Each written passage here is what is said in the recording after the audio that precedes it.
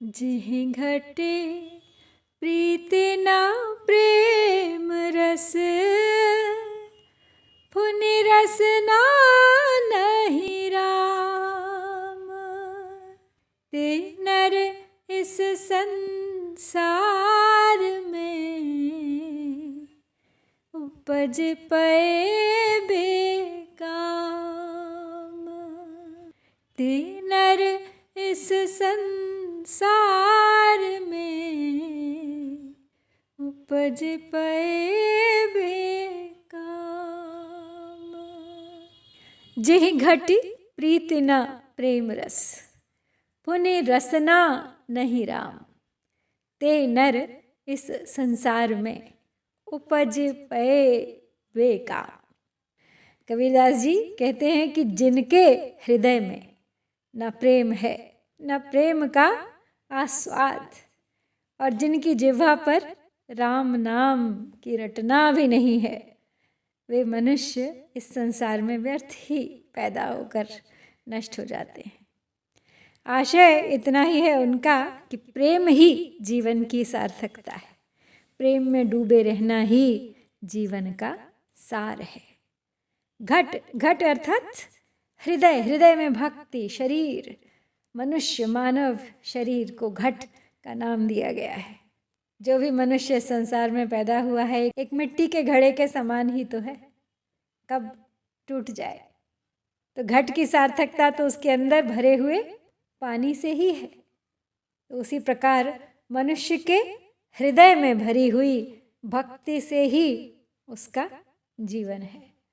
तो जिस घट में, जिस हृदय में भक्ति नहीं, वही संसार में उसका जन्म अकारण ही है, उद्देश्यहीन है उनका जीवन। प्रेम रस का भाव वास्तव में भक्ति का ही मूल है। राम नाम के जप की रटना लगाए कबीर अभी तो सोते को जगा रहे थे कि वो उठे और अपना जीवन सार्थक कर सके, लेकिन इस बार उन्होंने शब्द बदल दिया है। जपा कर राम नाम के स्थान पर अब कह रहे हैं प्रेम कर। सब कुछ प्रेम का ही तो विषय है। स्वयं से कर, सभी से कर। मनुष्य शायद प्रेम शब्द को बेहतर समझता है, क्योंकि जन्म लेते ही प्रेम का ही आसरा प्राप्त करता है और उसी के सहारे बिता देता है पूरा जीवन। तो वही प्रेम वो उस ईश्वर से भी तो कर सकता है। तो प्रेम और भक्ति वास्तव में पर्याय हैं, दोनों एक दूसरे के। दोनों में समर्पण है। प्रेमी और भक्त दोनों ही अपने इष्ट, अपने प्रियतम का स्मरण करते हुए अपने मैं को उसी समर्पण के सागर में विसर्जित करते हुए सदा आनंद में डूबे रहते हैं। तो कबीर कहते हैं कि अपने भीतर जगाओ प्रेम को, अन्यथा जीवन व्यर्थ हो जाएगा। अपने प्रेमी प्रियतम का, इष्ट का नाम जपते रहना कितना आनंद देता है। वो ईश्वर का द्वार खटखटाने जैसा ही तो है। आत्मा की पुकार जहाँ पहुँची परमात्मा तक, दिल की पुकार जब पहुँची दिल तक, हृदय का द्वार स्वतः ही खुल गया एक प्रेम आलिंगन सुख के लिए, उस परम मिलन के लिए, जिसके बाद फिर लौट लौट कर उसकी खोज में आना नहीं पड़ता। इस संसार में अभिन्न हो जाते हैं दोनों। केवल प्रेम रस में डूब जा हे प्राणी, तर जाएगा तू। कितनी सुंदर बात कही है कबीर ने यहाँ। जीवन का सबसे गूढ़ रहस्य खोल दिया है इस बार, और कितने ही सरल शब्दों में।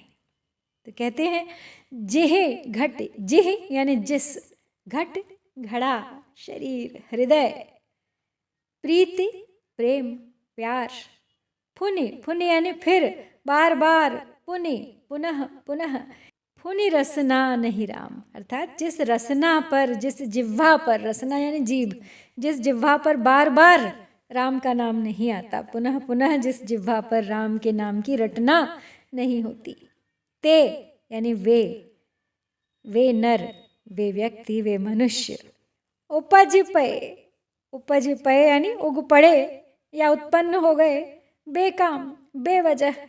जो कुछ पौधों के बीच में खरपतवार उग जाती है, जिसे यूँ ही निकाल के फेंक दिया जाता है, जिसकी किसी को आवश्यकता नहीं।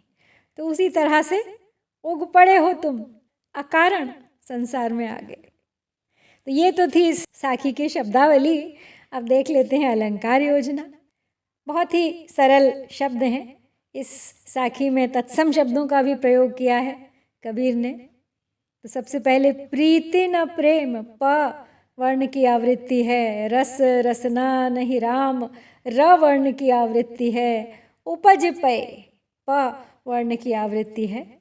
तो यहाँ पे तीनों स्थानों पर हमें वृत्त्यानुप्रास स्पष्ट नजर आ रहा है। और सदा की तरह राम और बेकाम, अंत्यानुप्रास। दोहे के दोनों चरण एक ही प्रकार के स्वर से अंत हो रहे हैं। इसके अतिरिक्त विशेष बात तो इस साखी की केवल एक ही है कि प्रेम और भक्ति के सामंजस्य को, प्रेम और भक्ति एक दूसरे के पर्याय हैं, इस बात को कबीर ने अपनी मधुर वाणी में इस साखी के माध्यम से सिद्ध कर दिया है। बड़े बड़े लोग जिस सत्य को नहीं जान पाते, उस गूढ़ रहस्य को बड़ी ही सहजता से खोल दिया है। तो ये थी श्याम सुंदर दास जी द्वारा संकलित कबीर ग्रंथावली के सुमिरन को अंग से 17वीं साखी। शीघ्र लौटूंगी अगली साखी के साथ, प्रतीक्षा कीजिएगा।